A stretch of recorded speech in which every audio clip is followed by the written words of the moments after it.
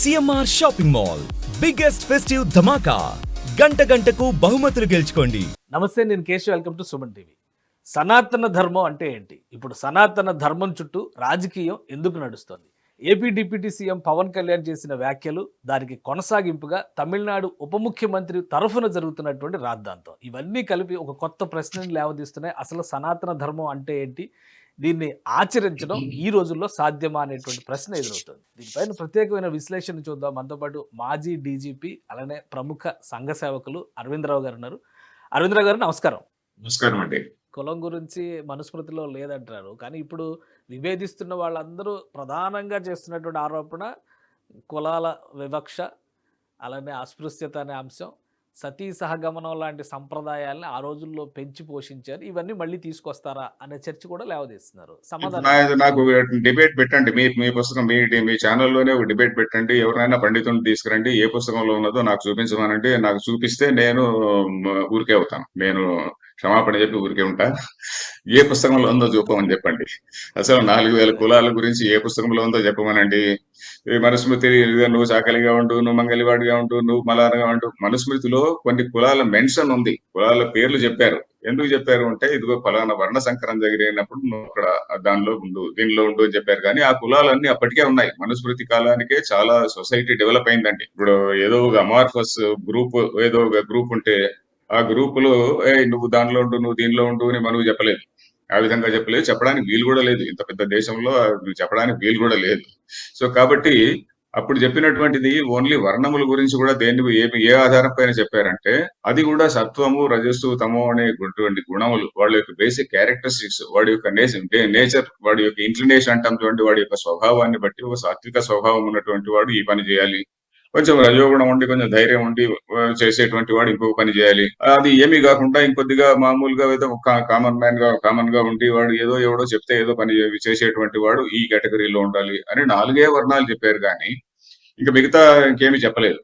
తర్వాత శూద్రులు అనేటువంటిది కూడా నేను ఇందాక చెప్పాను కదా. ఈ రోజు మనం ఎవరినైతే శూద్రులు అనుకుంటున్నామో వాళ్ళు ఒకప్పుడు శూద్రులు కానే కారు. వాళ్ళందరూ క్షత్రియులు లేకుంటే వైశ్యులు. ఎందుకంటే మన హిస్టరీ చూస్తే, హిస్టరీలో 11వ శతాబ్దం నుంచి కూడా బయట నుంచి వచ్చినటువంటి వాళ్ళు ఎవడి జందెం కనిపిస్తే వాడిని అతన్ని చంపేశారు. అది చాలా పుస్తకాల్లో ఉంది. ఒక బ్రిటిష్ రైటర్ రాశాడు ఒక 150 ఏళ్ల క్రితం, ద వ్యాలీ ఆఫ్ కాశ్మీర్ అనే బుక్ దయచేసి చదవండి. ద వ్యాలీ ఆఫ్ కాశ్మీర్ అనే బుక్ ఐ థింక్ పేజ్ 191 ఏదో పేజ్ అనుకుంటా. దానిలో రాశాడు, ఎవడైతే జంధ్యంతో కనిపించినాడు, జంధ్యం ఉంటే నాట్ ఓన్లీ బ్రాహ్మణులు, క్షత్రియులు, వైశ్యులు, ఎవరైతే జంధ్యంతో కనిపించినారో వాళ్ళందరినీ చంపేసి రక్తంతో తడిసినటువంటి ఆ జంధ్యం ముద్దల్ని అక్కడ వాళ్ళ ముందు పెడితే తప్ప వాళ్ళకి సంతోషం ఉండేది కాదంట. 5 మణువుల జంధ్యాలు అక్కడ పెట్టారంట. అది వ్యాలీ ఆఫ్ కాశ్మీర్ అనే బుక్ లో మనవాడు ఎవడు రాయలే, బీజేపీ వాడు రాయలే, ఆర్ఎస్ఎస్ వాడు రాయలే. నేనేం బీజేపీ వాళ్ళను ఆర్ఎస్ఎస్ వాళ్ళని సపోర్ట్ చేయడం లేదు, ఎందుకంటే నా పుస్తకంలో వాళ్ళని కూడా విమర్శించాను. సో ఇది రాసింది సమ్ లారెన్స్ అని చెప్పని, ఇనీషియల్ ఏదో మర్చిపోయాను. ఆ లారెన్స్ అని చెప్పని ఒక ఇంగ్లీష్ మ్యాన్ రాశాడు. అప్పుడున్నట్టు ఇంగ్లీష్ మ్యాన్ కూడా కాదు, ఇంగ్లీష్ ఐసీఎస్ ఆఫీసర్. అప్పుడు ఇంపీరియల్ సివిల్ సర్వీస్ అని మనకు ఉండేది. ఇప్పుడు ఐఏఎస్ కి ఈక్వివలెంట్ గా ఆ రోజుల్లో ఐసీఎస్ అని ఒకటి ఉండేది. ఆ ఐసీఎస్ ఆఫీసర్ 150 ఏళ్ల క్రితం రాశాడండి. దయచేసి ఆ పుస్తకం చూడండి, దానిలో ఉంది.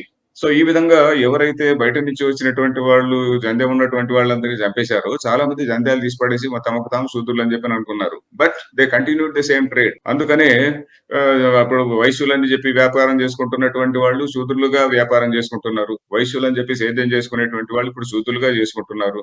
సో ఆ విధంగా శూద్ర జాతులు అనేటువంటివి ఇప్పుడు లేదు, పూర్వకాలంలో.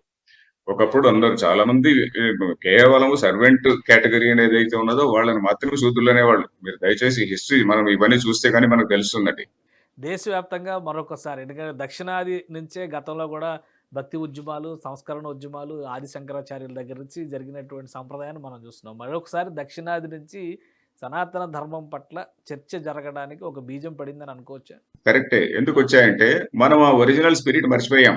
ఉపనిషత్తుల్లో చెప్పినటువంటి స్పిరిట్ మర్చిపోయాము. అన్ని వర్గాల్లో కూడా, ఒట్టి బ్రాహ్మణుడు కూడా కాదు, అన్ని వర్గాల్లో కూడా కొంచెం స్వార్థం వచ్చింది. మేం గ్రేట్ అనేటువంటి భావన వచ్చింది. అందుకని ప్రతి ఒక్కడు కూడా వేరే వాడిని తక్కువ చూడడం మొదలు పెట్టాడు. అంతేకాకుండా ఈ కులం గురించి మనం గమనించాల్సింది ఏంటంటే, ఈ సంస్కరణవాదాలు ఇప్పుడే కాదులేండి, బ్రిటిష్ వాళ్ళు రాకముందు నుంచి కూడా సంస్కరణవాదాలు జరిగినాయి. ముఖ్యంగా బ్రిటిష్ వాళ్ళు వచ్చిన తర్వాతనే అనుకోండి, ఆర్య సమాజ్ కానీ ఇవన్నీ కూడా, బ్రహ్మ సమాజ్ కానీ ఇవన్నీ కూడా బ్రిటిష్ వాళ్ళు చేసినటువంటి విమర్శలకు ఒక రియాక్షన్ గా వచ్చినాయి కొన్ని. తర్వాత ముస్లిం ఇన్వేషన్ టైంలో ఈ కన్వర్షన్స్ కొంచెం ఆపడం కోసము కొంచెం భక్తి మూవ్‌మెంట్ వీళ్ళు కబీర్ ఇట్లాంటి వాళ్ళందరూ కూడా వచ్చారు కదా! ఆ టైంలో కొంత రిఫర్మేషన్ వచ్చింది. తర్వాత మొట్టమొదట చేసినటువంటి వాడు వీళ్ళందరికంటే మొదట చేసినటువంటి వాడు గురునానక్. గురునానక్ గారు ఆయనేం చేశాడు? కేవలం మనం యాక్చువల్లీ సిక్కిజం చూస్తే సిక్కిజంలో ఉన్నటువంటి ఆ మూల గ్రంథం అంతా కూడా కేవలం ఉపనిషత్తుల్లో ఉన్న వేదాంతమే. ఆ ఉపనిషత్తుల్లో ఉన్నటువంటి ఫిలాసఫీని దాన్ని ఆయన అందరికీ చెప్పాడనమాట. అందరికీ చెప్పి అన్ని సమాజంలోని అన్ని వర్గాలను కూడా తీసుకున్నాడు. సిక్కు మతంలోకి తీసుకున్నాడు. ఆయన గొప్ప రిఫార్మిస్ట్ అని చెప్పవచ్చు. ఎందుకంటే మనం సిక్కుల మూలమంత్రం తీసుకుంటే మన గాయత్రి మంత్రానికి చాలా క్లోజ్‌గా ఉంటుంది. అందరిని కూడా తీసుకొనొచ్చి మొట్టమొదట అందుకు అయిపోయినటువంటి వాడు ఆయన. ఏది వీళ్ళ టైంలో బ్రిటిష్ వాళ్ళ కంటే ముందు అక్కడ వీళ్ళ టైంలో ఏది ఇస్లాం ఇన్వేషన్ టైంలో. ఆ తర్వాత బ్రిటిష్ టైంలో ఇవన్నీ కూడా వచ్చాయి. సంస్కరణవాదాలు ఇవన్నీ వచ్చాయి. ఇవన్నీ ఎందుకొచ్చాయంటే ఈ బ్రాహ్మణులు కావచ్చు, లేక మిగతా అగ్రవర్ణాలు కావచ్చు, వీళ్ళు కొంతవరకు వీళ్ళలో కొంచెం మేము గ్రేట్ అనేటువంటి ఫీలింగ్ నిజంగా వచ్చింది. ఆ ఫీలింగ్ అది ఉపనిషత్తుల్ని మర్చిపోవడం వల్ల, వీళ్ళ మూర్ఖత్వం వల్ల, దౌర్భాగ్యం వల్ల వీళ్ళకి ఇట్లాంటి ఆలోచనలు వచ్చినాయి. అది రావడం వల్ల ఏమైంది? వీళ్ళు ఎవరిని ఇప్పుడు ఉదాహరణకు బ్రాహ్మణుడు తీసుకుంటే వీడు ఎవరిని పోయి మర్డర్ చేయలే, ఏం చేయలే. వీడు మడి కట్టుకొని కూర్చున్నాడు, నన్ను ముట్టకమని చెప్పనున్నాడు, ఏదో ముళ్ళ కూర్చున్నాడు. మిగతా వర్ణాల వాళ్ళు కొంతవరకు ఏదన్నా వాళ్ళు కొంత ఫిజికల్ గా ఇప్పుడు మనం ఇప్పుడు కూడా క్లాషెస్ చూస్తే గానీ బ్రాహ్మణుడికిను ఎస్సీలకు క్లాష్ ఏం లేదు. మిగతా వర్ణాలకు మిగతా అగ్రవర్ణాలకే ఉన్నది.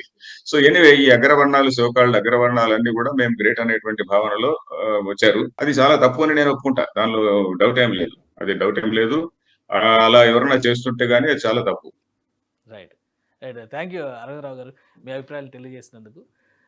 ఇది సనాతన ధర్మానికి సంబంధించి దేశవ్యాప్త చర్చ జరగడం వల్ల ఖచ్చితంగా ధర్మానికి ప్రయోజనం జరుగుతుందని ఆయన విశ్లేషిస్తున్నారు. మరోవైపు అపోహలు పెరిగిపోవడం వల్లే సనాతన ధర్మాన్ని వ్యతిరేకించేవారు ఉన్నారు తప్ప సనాతన ధర్మం ప్రతి ఒక్కరిని తనలో కలుపుకునే మూల సూత్రాన్ని ప్రబోధిస్తుందని, దీని గురించి అధ్యయనం చేస్తే అసలు వాస్తవాలు బయటపడతాయని అరవిందరావు గారు చెప్తున్నారు. ఇది స్పెషల్ డిస్కషన్. Keep watching.